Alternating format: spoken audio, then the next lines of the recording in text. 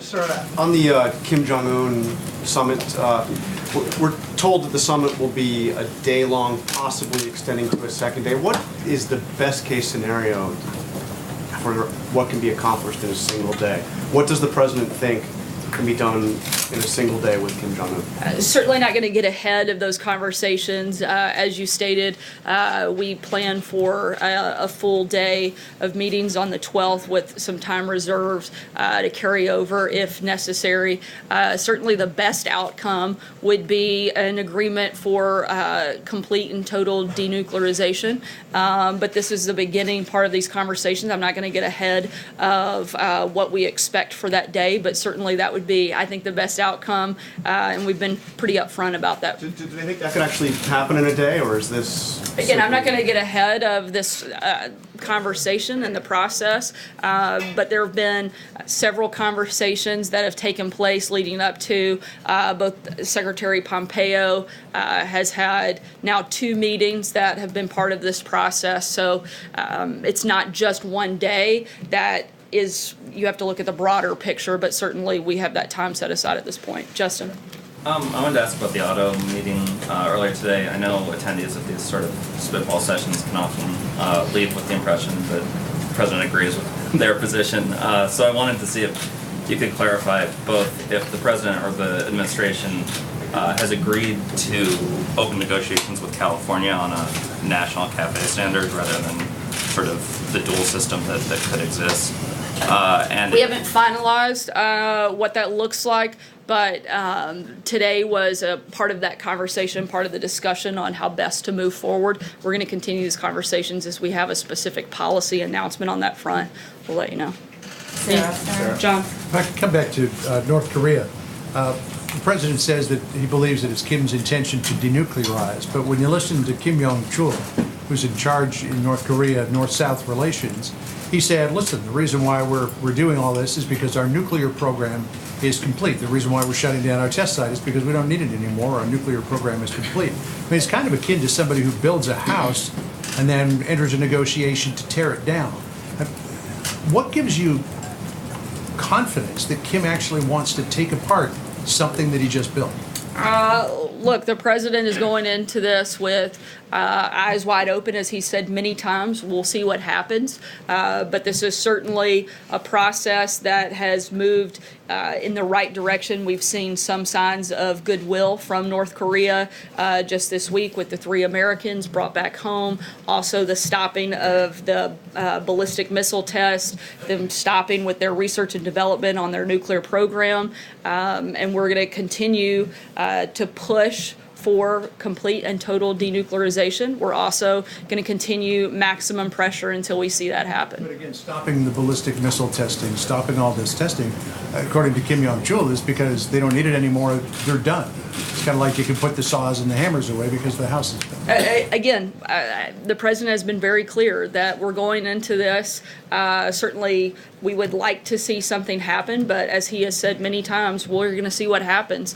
And we hope not just for North Korea, but for the entire world that they do the right thing and that this goes forward in the way that I think everyone would like to see. Eamon? Thanks, Sarah. This week, the CEOs of AT&T and Novartis both said that they thought it was a mistake for their companies to work with the president's lawyer. Does the president think it was a mistake for his lawyer to work with them?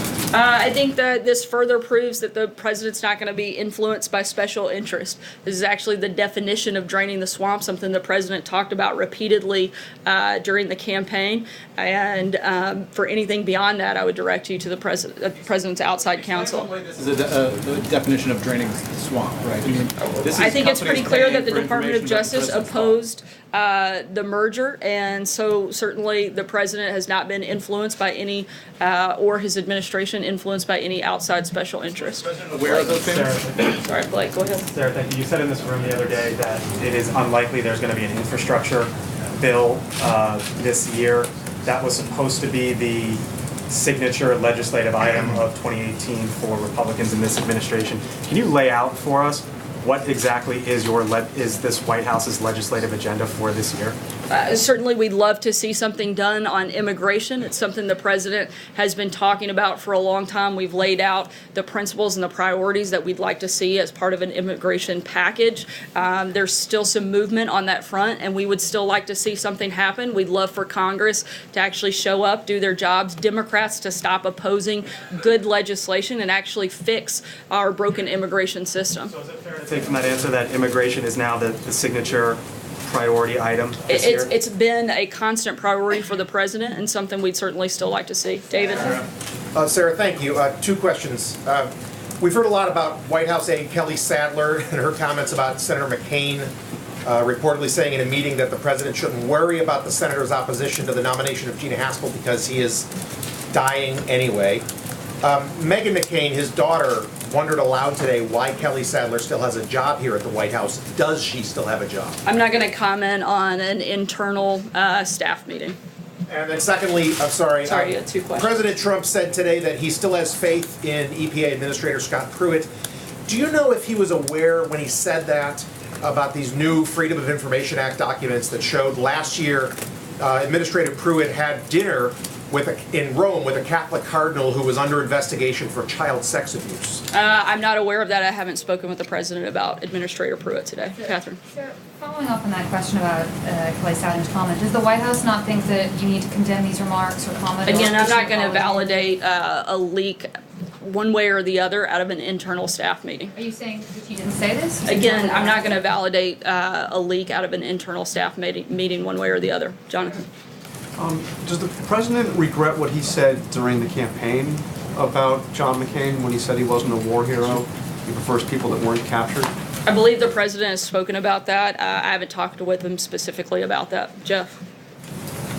If you won't comment on this specific comment, what does the White House believe about Senator McCain? And is there a tone set from the top here where it is allowed for an aide to say he's dying anyway? Certainly, there is not a tone set here. We have a respect for all Americans, and that is what we try to put forward in everything we do, both in word and in action, focusing on doing things that help every American in this country every single day. And I think if you look at the policies we've put forth, you'll see that reflected. Why not just apologize to Senator McCain? Again, I'm not going to get into a back and forth because people want to create issues of leaked staff meetings. Does the president have confidence in Secretary Nielsen? As we've said many times before, if the president no longer has confidence in a cabinet member, he'll let you know. In that regard, what more does the president think Nielsen could do now under the law that she hasn't done already? Does he really want her to close the U.S.-Mexico border? The president wants us to do a number of things. He wants us to work with Congress, as we've laid out time and time again, and as we've called on them to do. If Democrats in Congress would stop playing political games, we'd love to secure the border. We'd love to close the loopholes in the system. We would love to get a fix on DACA. There are a number of things that we've laid out, and we'd like to see all of those things get done. Does he support the Republicans pushing to get a vote on the floor of the House to get this issue going? If it addressed all of those problems, certainly we would support things that actually fix the broken immigration system that we have. Stephen? The Secretary of Homeland Security had a statement last night in which she said that the president was rightly frustrated by congressional inaction. Why was that frustration reportedly expressed at the Secretary herself? She doesn't serve in Congress, and she can only act under what's enacted in law by the Congress. So why did the president direct his frustration specifically at her at the cabinet meeting?